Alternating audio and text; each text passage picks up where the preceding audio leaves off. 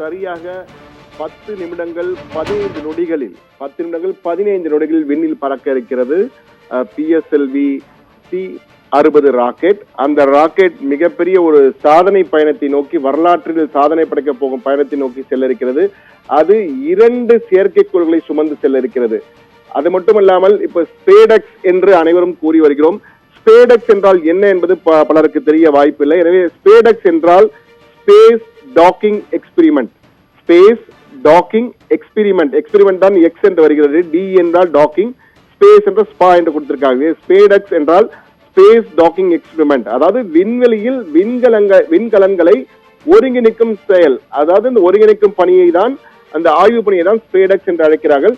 ஸ்பேடெக்ஸ் திட்டத்தின் நோக்கத்தில் விண்கலத்தை டாக் செய்வது, அதாவது டாக் செய்து அன்டாக் செய்வது, இணைப்பு விண்கலங்களை 2 செயற்கைக்கோளை தனித்தனியாக சுற்றி கொண்டிருக்கும் அந்த 2 செயற்கைக்கோள்களையும் இணைப்பது, இணைந்து செயலாற்ற வைப்பது, பிறகு 2 செயற்கைகளும் அன்டாக் செய்வது, இணைப்பை துண்டிப்பது ஆகியவற்றை செய்வதற்கான தேவையான தொழில்நுட்பத்தை விண்வெளியிலே ஆய்வு செய்வதற்காகத்தான் இது மிக முக்கியமாக பயன்படுத்தப்படுகிறது இந்த பயணம்.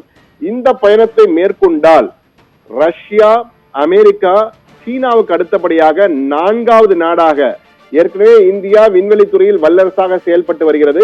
எனவே 4வது நாடாக இது மிகப்பெரிய ஒரு வரலாற்று அத்தியாயத்திற்குள் நுழைய இருக்கிறது இந்தியா, இந்த பயணம் வெற்றிகரமாக அமைந்தால் என்பதுதான் நமக்கு கிடைத்துள்ள செய்தி. தற்பொழுது அந்த ஸ்ரீஹரிகோட்டாவிலே கவுண்ட் டவுன் தற்போது நடந்து கொண்டிருக்கிறது. அந்த கடைசி நேர காட்சிகள் இன்னும் 9 நிமிடத்திலே பறக்க இருக்கிறது விண்ணை நோக்கி. அந்த கடைசி நேர காட்சிகளை தான் தற்பொழுது பார்த்து கொண்டிருக்கிறோம்.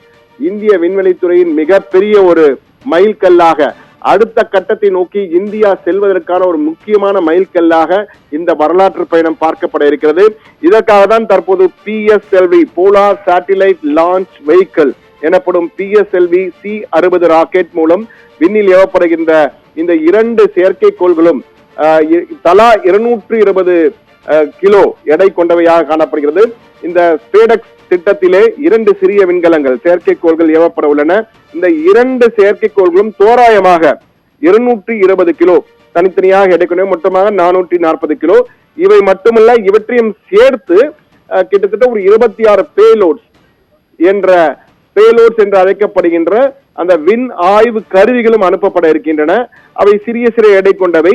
இந்த மொத்தமாக இவை அனைத்தும் இந்த செயற்கைக்கோள் PSLV ராக்கெட் சுமந்து சென்று பூமியிலிருந்து 470 கிலோமீட்டர் உயரத்திலே, பூமியிலிருந்து 470 கிலோமீட்டர் உயரத்திலே, வளிமண்டலத்திலாம் தாண்டி 470 கிலோமீட்டர் உயரத்தில் நிலைநிறுத்தப்பட இருக்கின்றன.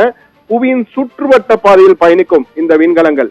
2 விண்கலங்களின் ஒன்றின் பெயர் சேசர் SDX-01. அந்த விண்கலங்கள் 2 SDX space craft A, space craft B என்று அழைக்கிறார்கள். SDX-01, SDX-02, அதாவது ஸ்பேஸ் டாக்கிங் எக்ஸ்பெரிமெண்ட் 01. அதற்கு முதலின் பெயர் சேசர், இரண்டாவதின் பெயர் டார்கெட்.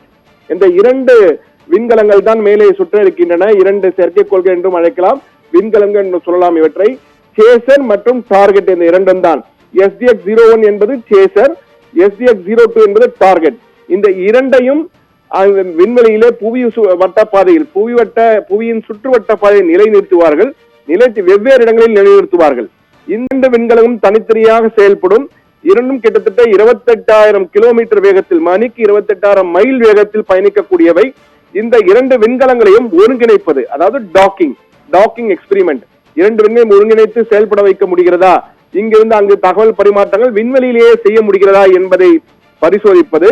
அதே போன்று இணைக்கப்பட்ட விண்கலங்கள் ஒன்றாக இணைந்த பிறகு அவற்றை பிரித்து ஆற்றல் பரிமாற்றம் செய்வது மற்றும் இணைத்தை தொண்டித்த பிறகு அந்த பேலோட்ஸ், ஒரு விண்கலம் சுமந்து செல்லக்கூடிய பொருட்கள், அதன் திறன் தொடர்பான நடைமுறைகளை கையாளுதல் போன்றவற்றை எல்லாம் இதில் இந்த டாக் அண்ட் அன்டாக் செய்வது, இணைப்பது மற்றும் இணைப்பை துண்டிப்பது ஆகியவற்றின் மூலமாக அந்த பரிசோதனை செய்ய இருக்கிறார்கள்.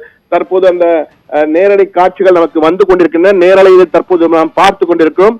புதிய வரலாற்றை நோக்கி இந்திய விண்வெளித்துறை என்ற பெயரிலே அந்த PSLV ராக்கெட்டின் காட்சிகள் தயாராக இருக்கிறது. விண்கலத்தை நோக்கி பாய்வதற்காக இந்த PSLV ராக்கெட் தயாராக 2 செயற்கைக்குள் அது இணைக்கப்பட்டிருக்கின்றன. விஞ்ஞானிகள் கடைசி நேர செக்கிங்கில் இருக்கிறார்கள்.